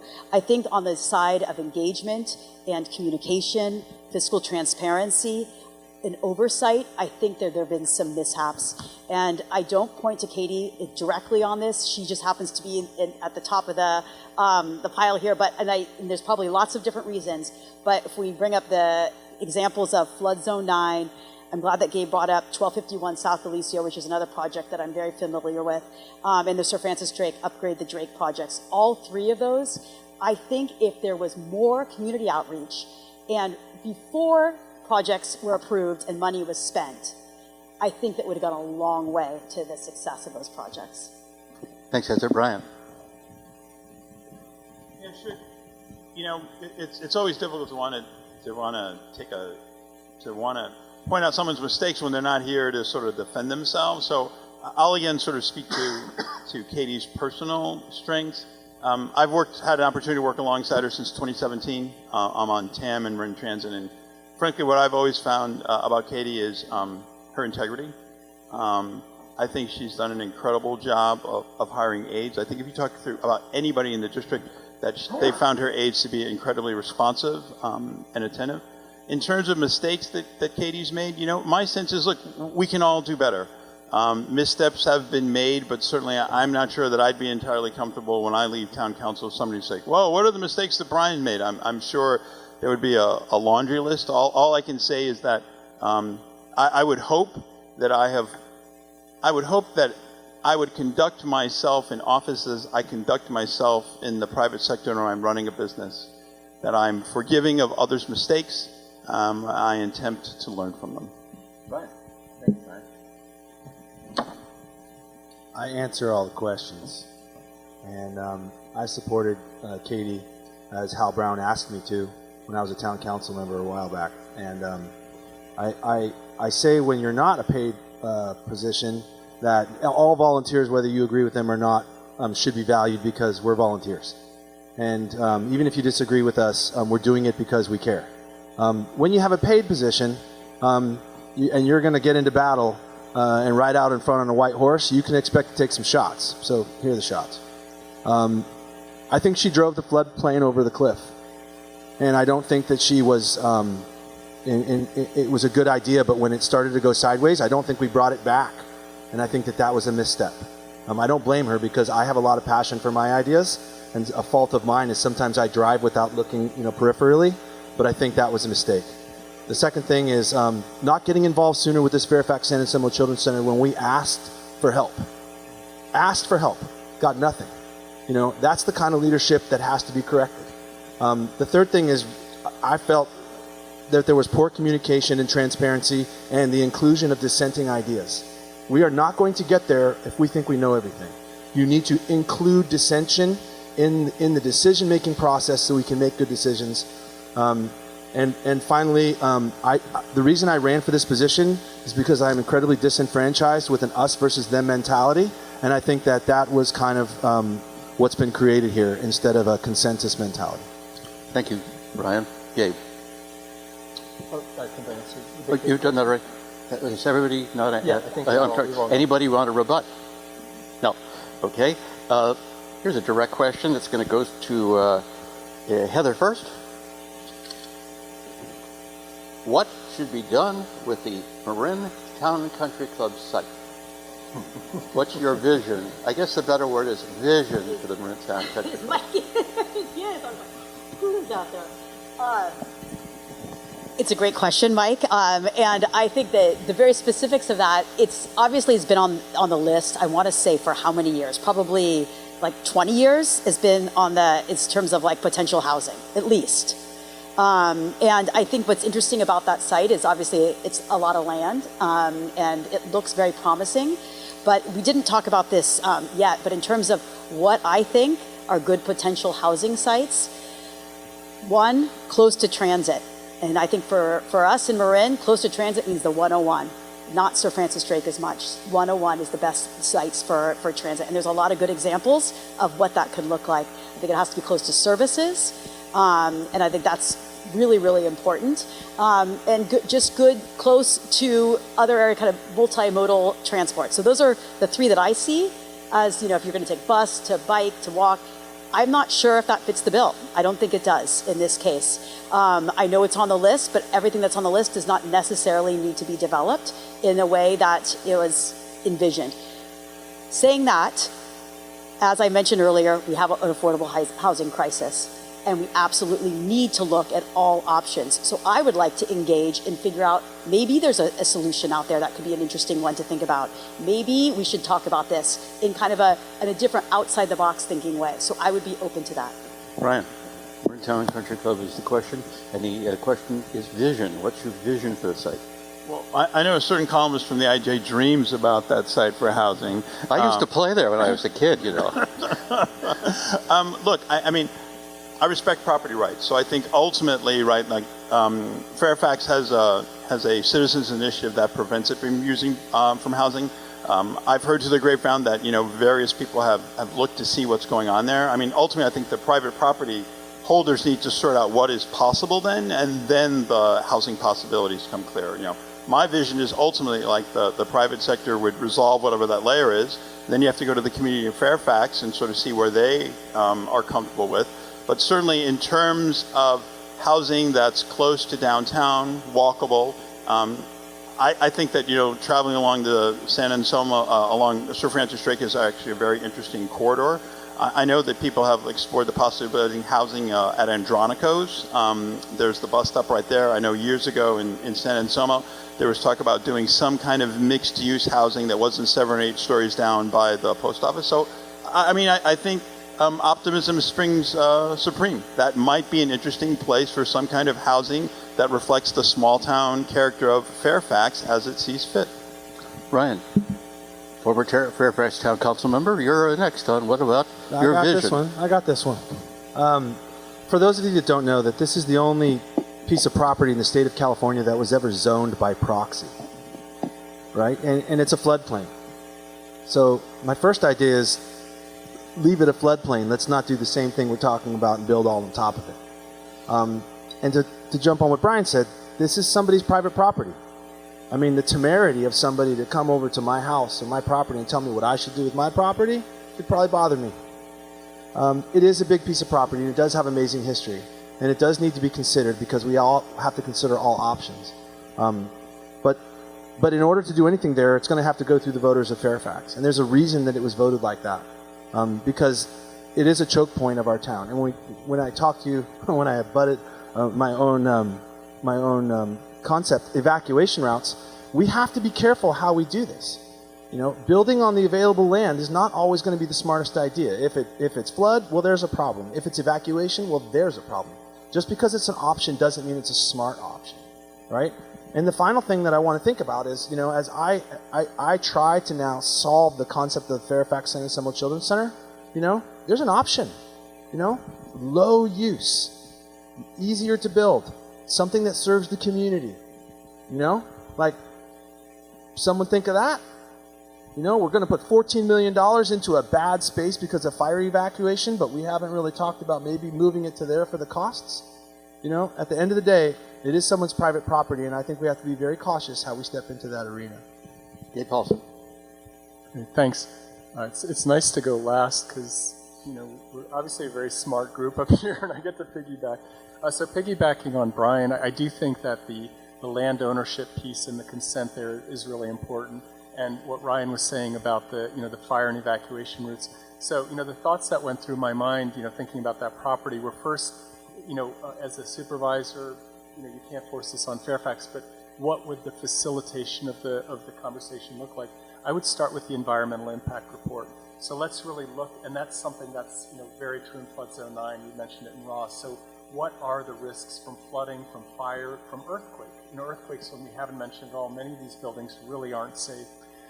The second is, you know, kind of going to Brian's point, I do think that the layer of ownership, one thing to entertain as a possibility is a lease. And there are two short-term transient uses for this that could be extremely valuable. One is homeless, and I'm not talking about the chronically homeless who need housing first, like 1251, but there are a lot of people who've had some bad luck.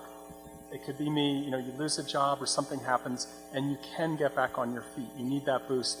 I think Fairfax is one of the very progressive parts. It might be an invitation to conversation to have that kind of housing. The other is aging. If someone is 70, it's not permanent housing in the sense of they'll have it for many, many years. Looking at the lifespans, this could be something for the elder community, and especially the low-income elder community, and this would be something that the county could help facilitate and subsidize as a lease option. Thank you. Anybody want to have a rebuttal?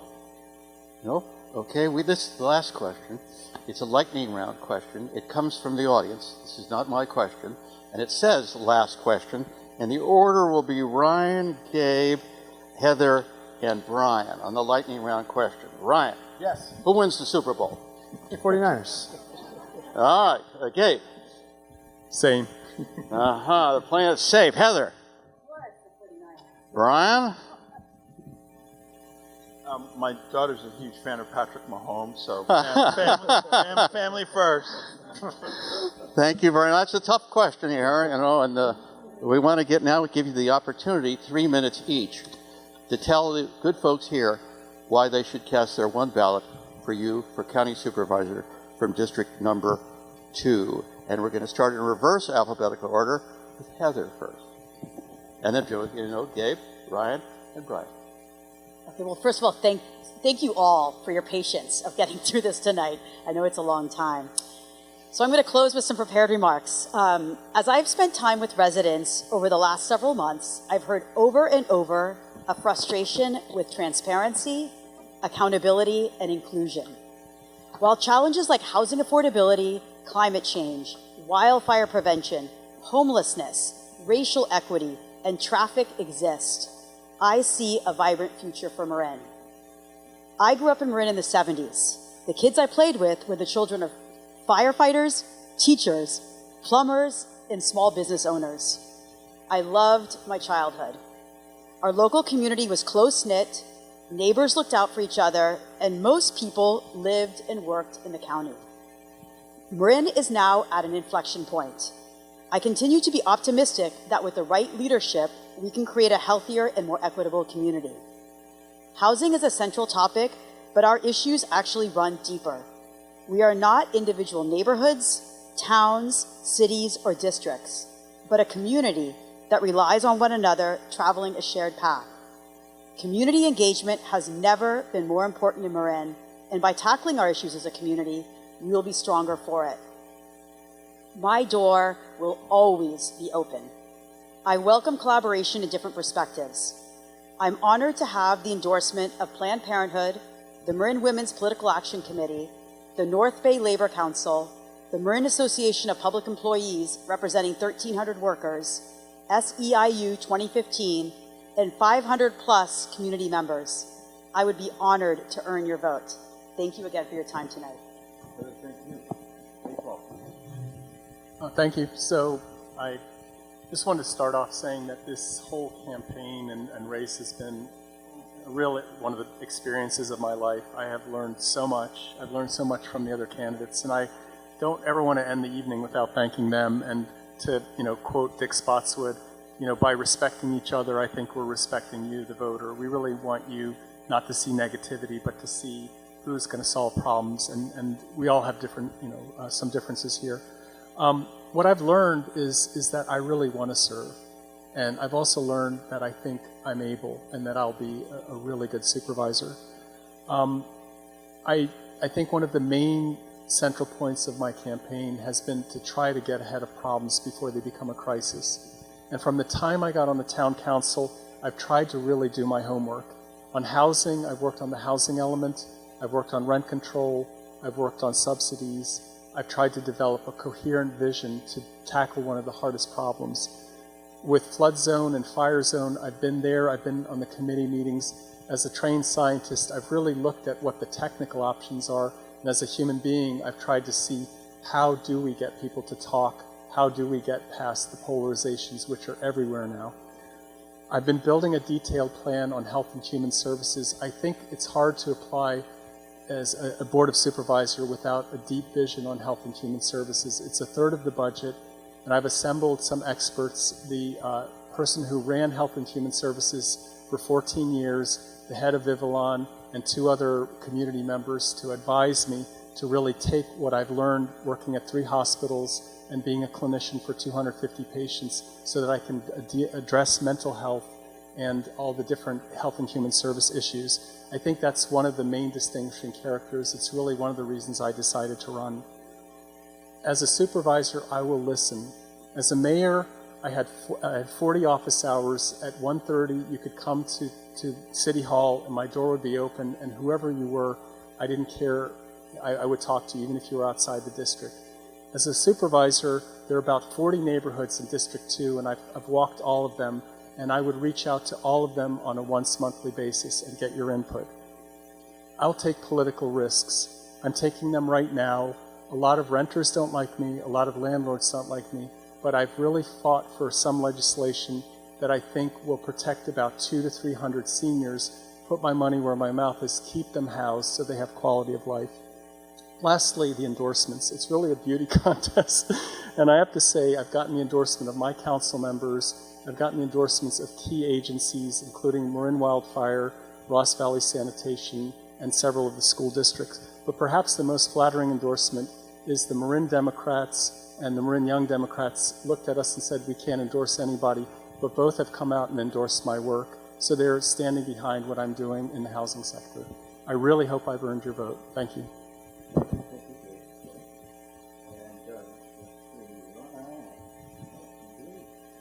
I had some prepared things to say, and I'm just not going to say them. I'm just going to tell you who I am. I decided that I wasn't seeing good leadership. I come from a Boy Scout background, and I know what good leadership looks like. I played team sports my whole life. I know what good leadership looks like. And it's the lack of leadership at the national level and to some respect at the county level, and to some respect just in the dugouts at Little League games. We have to do this together, and that's not happening. 20 years ago when I moved into Fairfax, I had the luxury of sitting down with former Supervisor Hal Brown. Every 2 months, he'd have a cigarette and a Coke, and I'd just have a Coke. And we'd sit out there, and he would say, hey, Ryan, I have money for your open space. What do you need? And I said, Hal? I said, I guess I really want to know is how do you get elected with 85% of the vote for 30 plus years until half of the people no? And he looked at me kind of like, wow, look at this kid. And what he said to me kind of changed me. And he said, Ryan, what I do is when I know how I'm going to vote, because I do the homework, I'll call the side that's not going to come down in favor of my vote, and I'll let them know where I'm going to vote. And it does two great things. The first thing is it allows that group to reset their feet at the table. So when they hear what happened, they're ready for it. They're braced. But the second thing that's most magical and what's not happening anymore for any of us is they stay at the table. We have created a 51% versus a 49% mentality, and we are going nowhere with it, right? What we have to do is get back to that outreach and that transparency and tell the people why this is an important issue to solve today, why you got to show up. We have a very intelligent voter base here. We are very intelligent. We got to welcome those dissenting votes, get them to the table, and then tell the hardcore 10% from the right to go stand on the side and the hardcore 10% on the left and go stand on the side because they're not going to work towards a solution. And with the 80% of the people that are left, you dig in and you solve the problem and you listen and you put yourself in their shoes and you come to a solution. And you know why? Just like Hal told us, because tomorrow we got to do it again for a totally different issue. And this is why the listening aspect of leadership is so magical and important and missing, because we're queuing up our answers to defend our position before really listening to the problem. You know, I think that the most important thing of a good leader is to be selfless and to listen, and someone who's really willing to get things done, and I am that person. I'm able to check my ego at the door. I'm not ego-driven. And I'll leave you with a quote that I want to be a dry sponge surrounded by intelligent and motivated moisture. And I appreciate your vote. Yeah, my personal and world experiences drive my understanding. In many ways, Marin is a bubble. The world is changing, and I'm committed to building the regional alliances and finding the solutions that we need to combat the issues here in our district and in the rest of the county. This is issues such as wildfire prevention, addressing climate change, sea level rise, issues related to aging and helping our young people, and addressing the challenges that our working families face. Our challenges extend beyond Marin, and I have demonstrated an ability to work regionally at the Transportation Authority of Marin, Marin Transit, and working with Representative Huffman and Senator McGuire on issues like State Route 37, issues that address climate change and congestion all at the same time. I've done the work here in San Anselmo, beyond, and in unincorporated parts of the county. I'm the most experienced candidate in delivering solutions that the community benefits from and that they understand. I've been endorsed by the Marin Professional Firefighters, Assemblymember Damon Conley. I'm the only candidate that's been endorsed by actual supervisors who know what it takes to get the work done. Supervisors like Katie Rice, Eric Lucan, Stephanie Moulton-Peters. I've also been endorsed by my colleague, Steve Berto, and hundreds of community members here. Thank you for coming.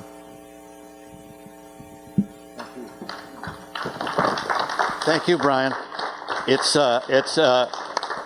I've had the honor of doing a number of debates and moderating debates and candidate forums in this county, and it's really a pleasure when the candidates are all five-star candidates. That doesn't happen every time, and so it makes it really tough on those guys because they got to pick from four good choices. I mean, it's a blessing to have that, and the people treat each other with respect, and we can have a civil conversation, ask good questions, and people really answer the questions. My pleasure to be here. Benedetto, are you going to say a few words on behalf of the... Oh, I didn't ask by one thing. I've only asked for one thing, especially on Sundays and Wednesday. You might read the opinion page of the Independent Journal.